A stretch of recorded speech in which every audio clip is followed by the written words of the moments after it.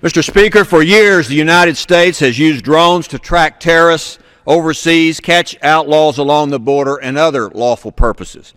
But now thousands of drones are headed to the homeland. The FAA plans to allow expanded use of drones to operate nationwide by the year 2015. It is estimated by 2020, 30,000 of them will be flying in American skies. Yes, Mr. Speaker, the drones are coming. Who will operate these drones and what will be their mission? Could it be a suspicious government agent who thinks someone looks kind of funny? The EPA bureaucrat to monitor somebody's farm and watch Bessie the cow graze in the pasture? Or a nosy neighbor who wants to make sure someone's shutters are pretty and the flowers don't violate the homeowners association rules? Or could it be a legitimate and lawful and legal purpose of drones that doesn't violate the right of privacy? These are the kind of situations Americans face as we enter this uncharted and unprecedented world of drone technology.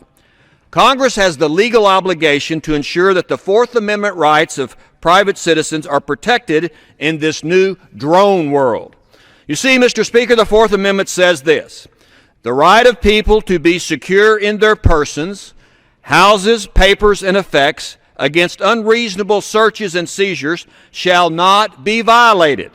No warrant shall issue but upon probable cause, supported by oath or affirmation, and particularly describing the place to be searched and the persons or things to be seized. The Fourth Amendment limits government intrusion into our lives. The Constitution limits eavesdropping, snooping, and spying on American citizens. And while there are some legitimate uses for drones domestically, such as monitoring forest fires and floods and hurricanes, tracking an escaped bank robber, and other law enforcement uses, it's up to Congress to limit their use so that the Fourth Amendment and the right of privacy are protected. That's why I am introducing the Preserving American Privacy Act. Now is the time for Congress to act, not in 2015.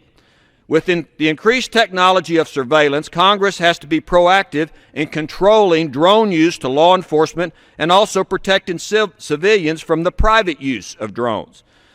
This bill will ensure the privacy of private citizens, that it is protected by establishing guidelines about when and what purposes law enforcement agencies and private citizens and businesses can use drones.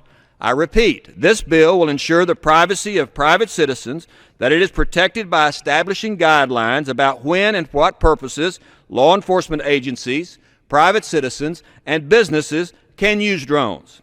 First, it would prevent the FAA from issuing a permit for the use of a drone to fly in the United States airspace for law enforcement purposes unless it is pursuant to a warrant and in the investigation of a felony. This would apply to state, federal, and local jurisdictions.